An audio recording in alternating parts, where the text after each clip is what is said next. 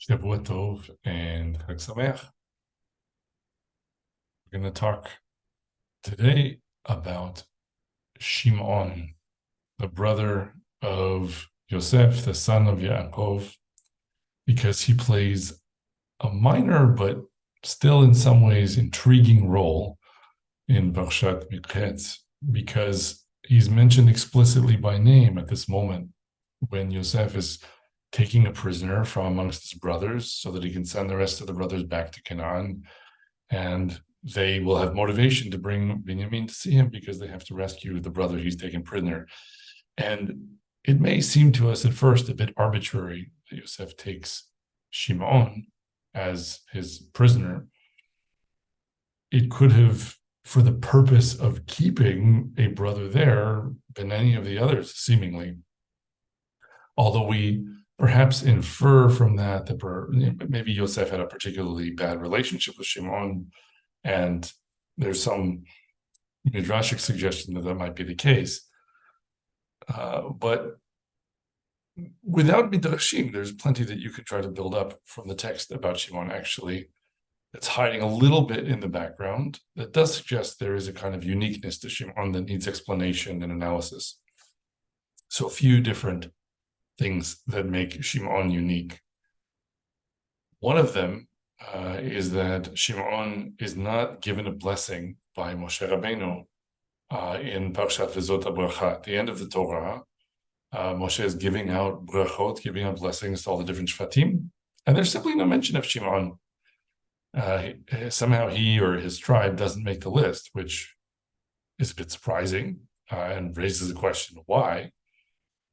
And there are other indications there's some kind of a problem with Shimon in this way. For example, when the time comes in Sefer Yehoshua for Nahala, for inheritance of land to be determined for all the different tribes, there's something a bit strange that happens where there is a lot that's cast for the Nahala of Shimon, but then the text goes on to say, but there was so much Nahala for Yehuda, and really then the Nahala of Shimon is within the Nahala of Yehuda.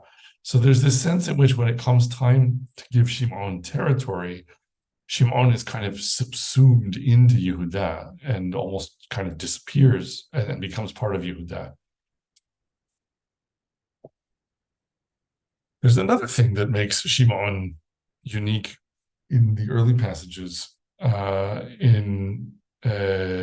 let's say, the first few books of the Torah, but I don't want to draw out that thread yet until we consider Shimon as part of a pair, because clearly he is part of a pair. Shimon and Levi go together because of the attack on Shechem that they're famous for carrying out together in vengeance for the abduction and rape of their sister Dinah. And that, I think, is really the thing that maybe we have a chance to understand a little bit better by trying to figure out what makes Shimon special. Because very often people come to that passage, which again in brief begins with Dinah being abducted by this prince named Shechem, who is the son of Hamor, the king of Shechem, the city of Shechem. And then Shimon and Levi convince the people of Shechem that they can intermarry if the men will undergo circumcision, Brit Milah. And then once they're all in pain from their Brit Milah, Shimon and Levi come in and they kill everyone in the city and sack it, or they kill all the men at least. And then we usually remember that Yaakov is displeased with them about it and tend to immediately lead to the conclusion that this contains some kind of moral condemnation from Yaakov, that somehow he objected to the tactics or the warfare of Shimon and Levi because they went in and they sacked the whole city over just the abduction of their sister, the abduction and violation of their sister. But I don't think that actually is what we get out of the text. It's subtler than that.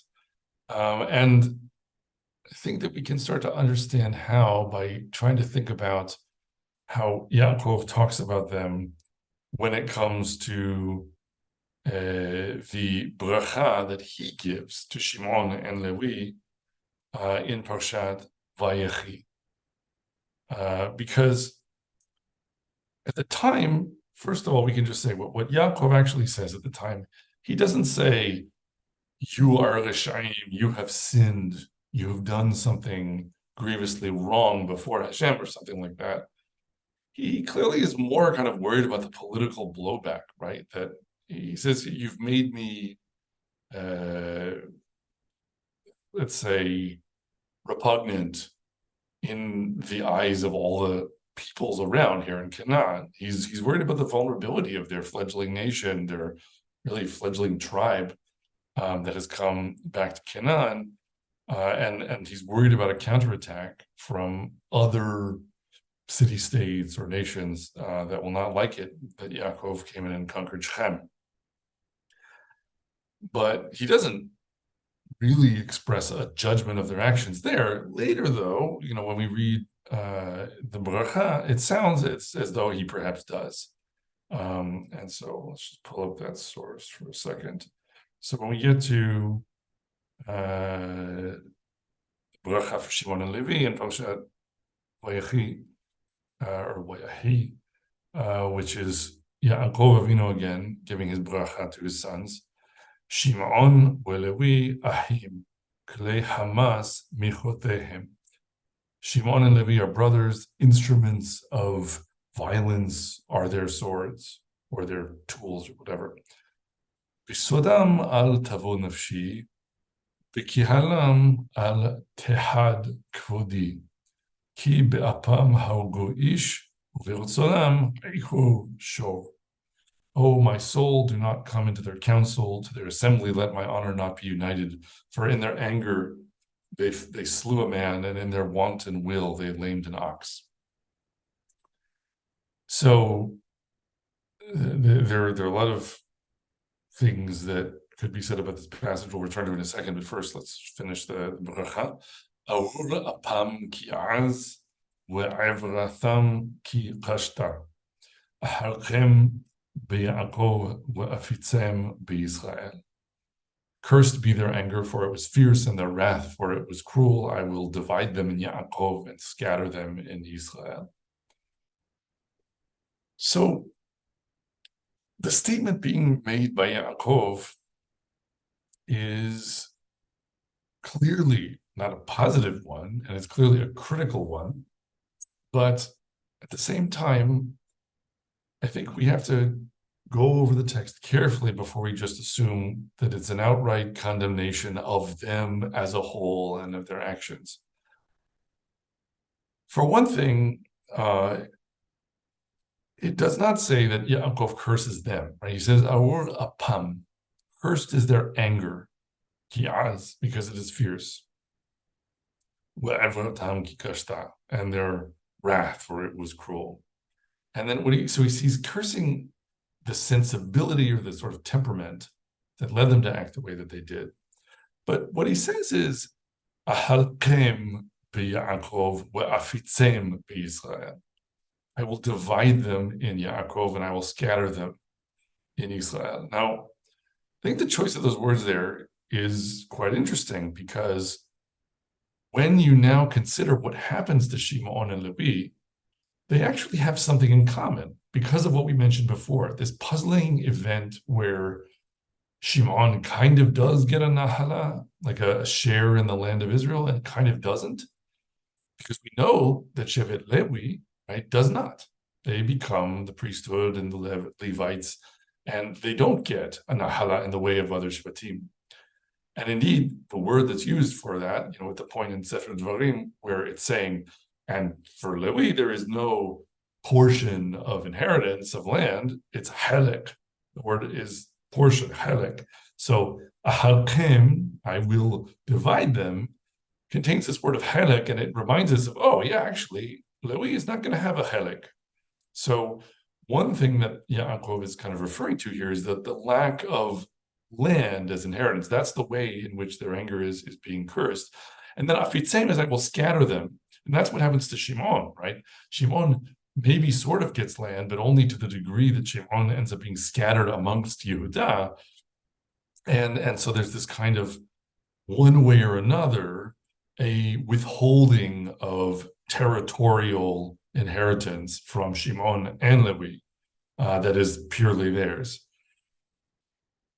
And that, I think, you could say, is somehow a reasonable response to their anger. Like, it's saying, if these shvatim, that are going to come from these sons are going to be characterized entirely by the temperament that was exhibited in what they did in Shechem, that perhaps is dangerous, or it is a problem, because they're going to have neighbors in Eretz Yisrael who are other Israelites, right? Who are not going to be of their tribe.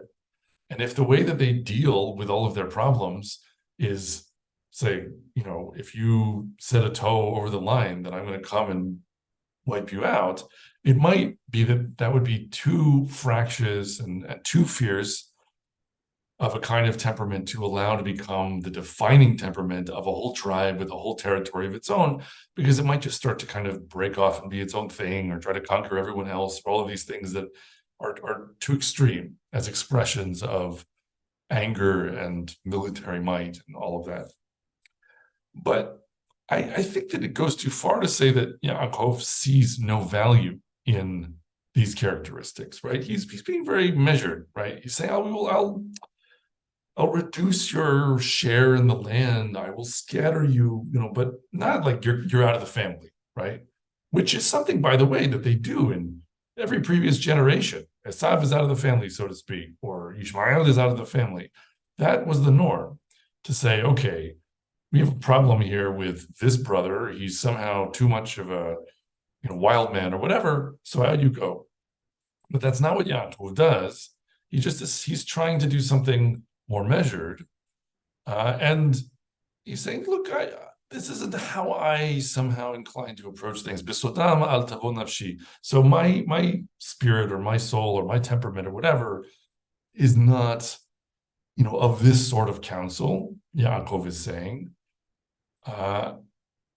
Although elsewhere he arguably brags about conquering Shechem through the might of Shimon and Levi. There's this sort of cryptic reference, Ki b'charbi u'vikashti, like with my sword and my bow I conquered Shechem, which might refer to a portion or might refer to the city of Shechem.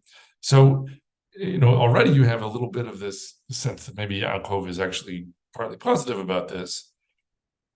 And it bears saying as well that there's a reference, that they lamed an ox, iko shor, they injured an ox. What is that referring to?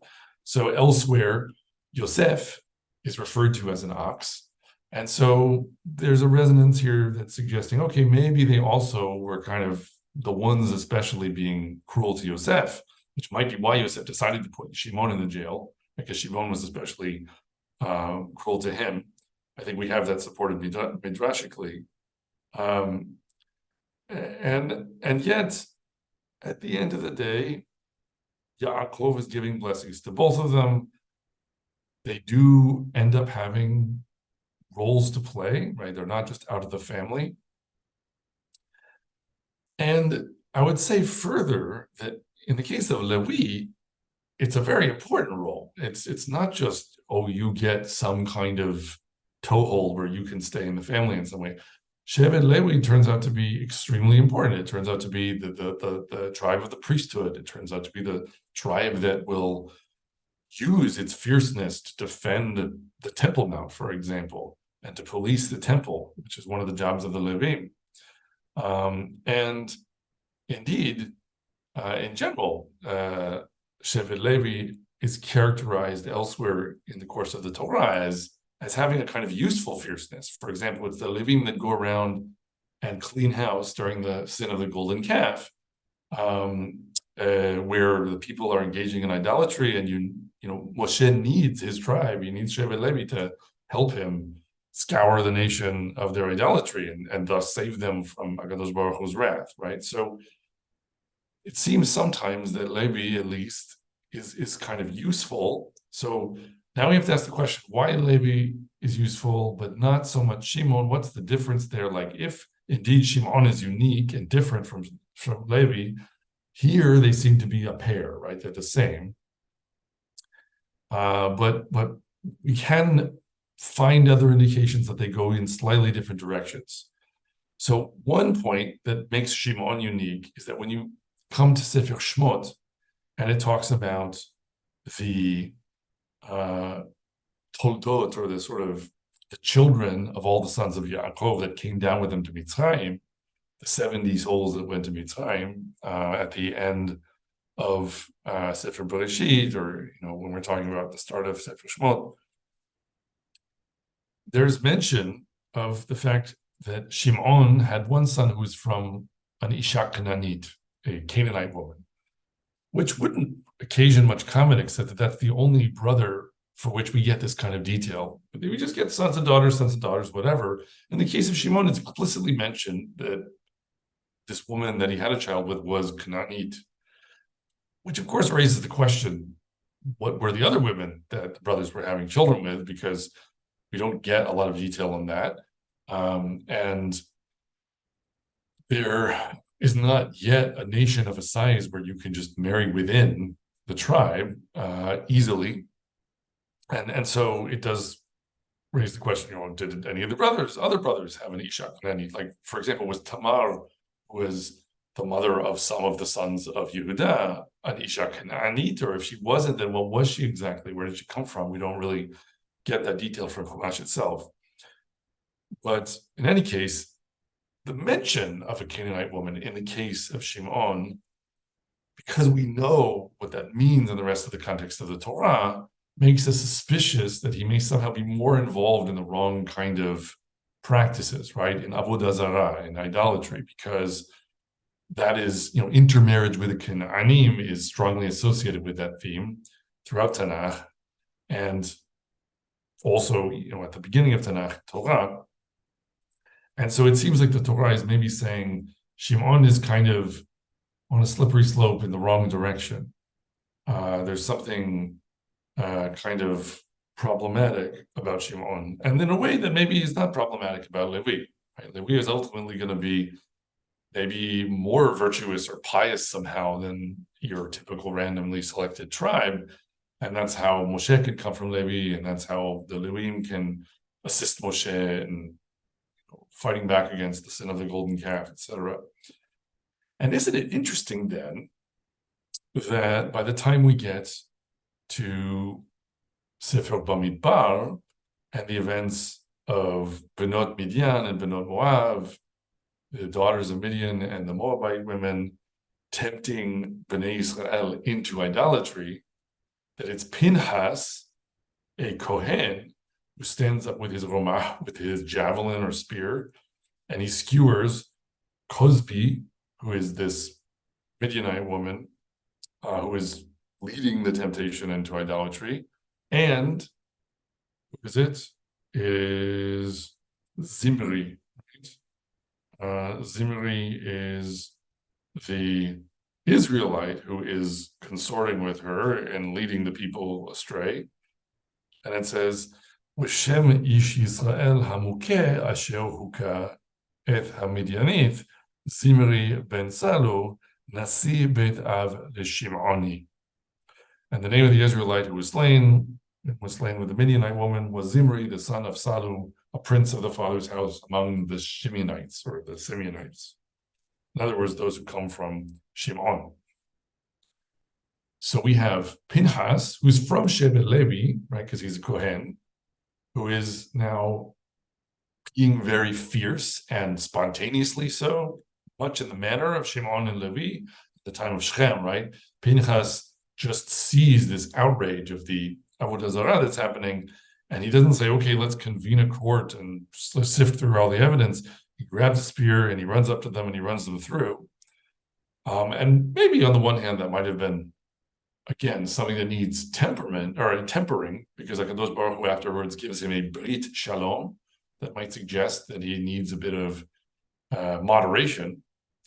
much along the lines, perhaps, of these comments of Yaakov saying, look, I can't totally go in for this. But on the other hand, Pinchas is not ultimately punished, and at some level, he does something zealously correct. And he does it to a Shimonite or a member of the tribe of Shimon who is engaging in idolatry, right? So we're kind of confirmation a bit that there is a problem in Shevet Shimon, and that there is maybe a greater tendency towards Avodah Zarah there. And this ultimately perhaps provides us with the explanation about what Yaakov is really doing with Shimon and Levi together, and how he's resolving this issue of, do I like this fierceness or do I not like this fierceness? Because ultimately what we see is that in the proper application, the fierceness is a good thing, that Shevet Levi comes to stand for the idea that if you're fierce and pious and zealously committed to Hashem, and you use that fierceness to police the nation, so to speak, and oppose Avodah Zarah and oppose all the idolatry, of the Canaanites and everyone else that is trying to take the nation in the wrong direction, that perhaps that fierceness has a proper application, right? Like we say in Tefillah, quoting from Tehillim, Adonai oz le'amo yiten, Adonai yivarech t'amo v'shalom, right? That somehow peace and fierceness are related. Arur apam ki az, cursed be their anger because it is fierce, but Brit Shalom for Pinchas, right? He gets the covenant of peace because he used his fierceness in the right way to oppose Avodah Zarah, to oppose idolatry. But Shimon maybe represents, to some degree, the danger, right? That if you're going to be fierce, and on top of that, maybe you have a tendency to turn your priorities upside down and start worshiping idols, then you're in danger of becoming quite monstrous. And Shimon may have been more at the beginning of that path than Levi. And so we see later on that Levi is kind of policing Shimon. So we're turning the fierceness against itself and applying it in the right way. And I think ultimately you can even see this theme starting out much earlier on. After the destruction of Shechem, or the conquest of Shechem by Shimon and Levi, what Yaakov then does is he has everyone in the camp get rid of all of their idols, and they bury them tahat ha'elah, like underneath terebinth, or however you want to translate elah. They bury it all under a tree and say, all right, we're getting rid of our idols. And only after that is description, only after that event is described, then we start to get to find out that the Canaanim had the fear of Hashem in their hearts, and they were afraid, and they didn't touch Yaakov. So it was the case that Yaakov was worried about the destruction of Shechem and all the blowback from the Canaanim who might ride in and decide to defend Shechem or avenge Shechem after what Shimon and Levi did. And then there's this interlude where it's about removal of idols. And then we're told that actually Hashem put the fear of God in the hearts of all the Canaanim, and they didn't touch Yaakov after what Shimon and Levi did.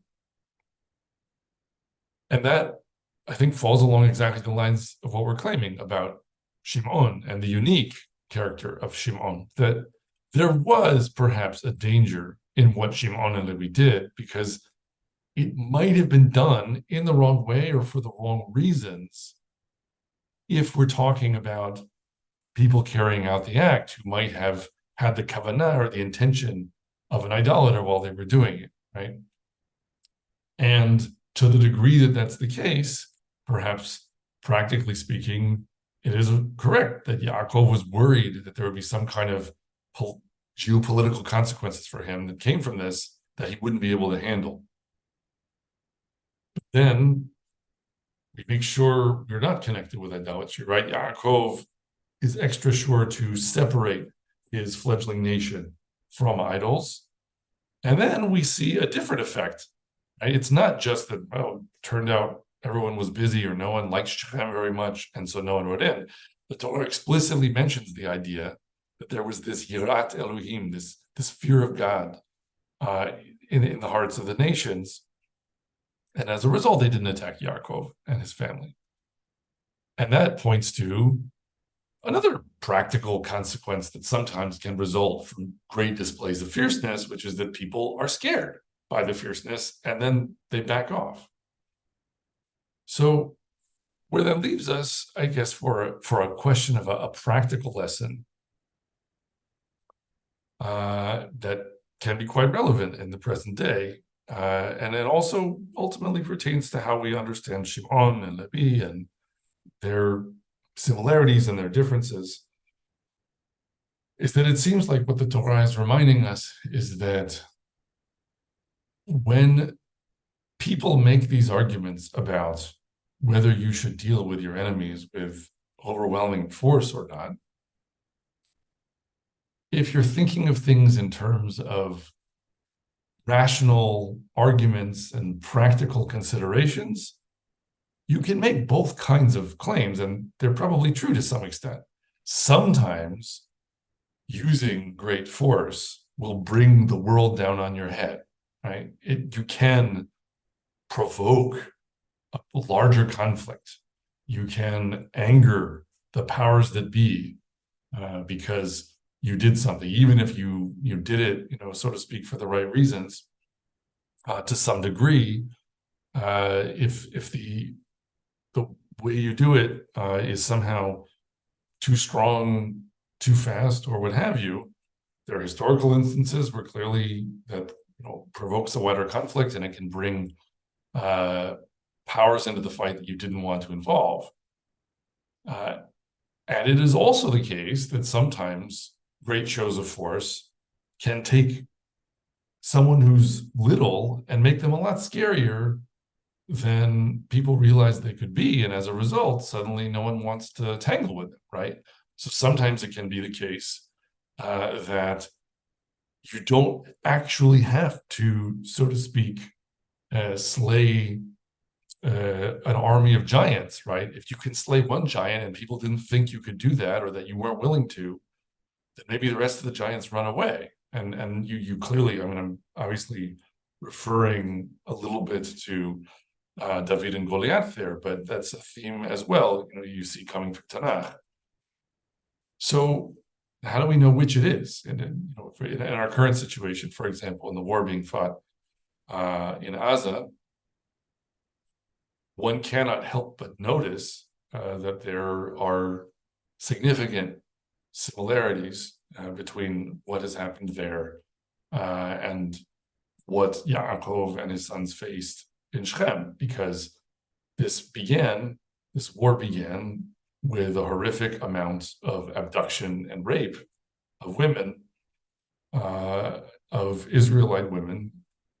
And the question now is, do we just say, we can't be like Shimon and Levi because Yaakov somehow disapproved of that, and then what are you supposed to do instead? Or do you say, oh, well, let's just go and be like Shimon and Levi and, go all the way and hit them as hard as we possibly can and show no restraint. And then what do you do with the argument that someone's going to make that, well, yeah, that sounds like an appealing plan.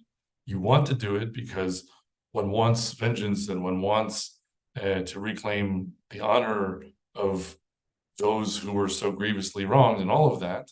And yet, how do you know when you're going to be able to avoid bringing the roof down on your own head with that kind of overreach or something like that? And I think what we're seeing here from the Parshat and from this examination of Shimon and Levi and the differences between them and how that threads through these different passages, the answer is pretty clear: is that it has to do with kavanah, right? It has to do with intention. It has to do with attitude. It has to do with your relationship with Hakadosh Baruch Hu, right? That if the nation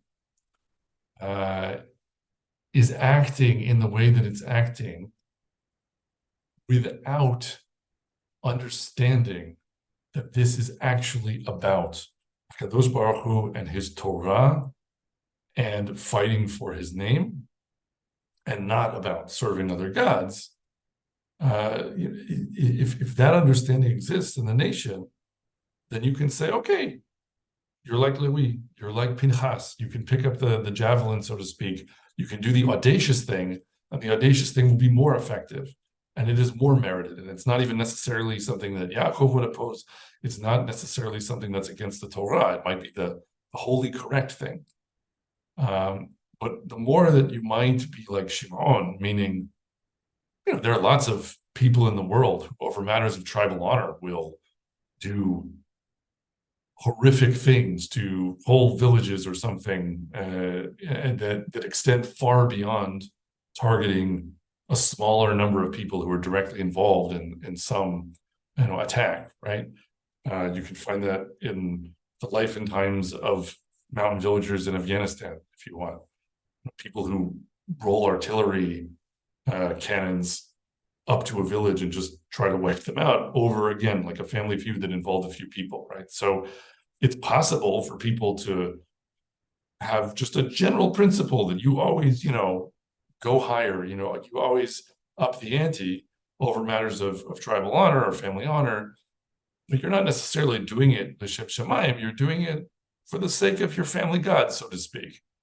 And if someone is going to operate that way, they can't be confident that HaKadosh Baruch Hu will be on their side. And it might be that sometimes they act that way, and without meaning to, they sort of, by flinging their violence liberally in all directions to show, how fierce they are, they could end up bringing a more dangerous and bigger power in against them, or any number of other things that could cause them problems. So I think in the end, what this gives us an opportunity to appreciate then is that it isn't simply a question of, is this kind of tactic either acceptable always or not acceptable always? Is it the right thing always, or is it not the right thing? It's a matter of understanding that it definitely can be the right thing to act in the way that Shimon and Levi acted, which is to say, the city of Shechem took a daughter of Israel, and now they're done. And we're not going to pick and choose and worry about hurting a hair on the head of the wrong person in how we respond, because this is something that was endorsed by their leaders, right? It came from the top, and the city has to suffer the consequences of that, and we will put the fear of God in the whole world by showing what happens when you do this to us. That we can take that approach as long as we're taking it with the understanding that that attitude flows from Torah, it flows from our commitment to HaKadosh Baruch Hu, and it has to be anchored in a devotion to Him and a refusal to mix into the equation other priorities and other standards and other kinds of passions or motivations that fall more along the lines of different kinds of idolatry that sometimes could motivate the same kind of action. And as it's a practical matter, it's also, in closing, worth noting that there is something more perhaps to criticize in what Shimon and Levi did that may have been part of what you could say Yaakov reacted against, which was this issue with convincing the city to perform Brit Milah on themselves.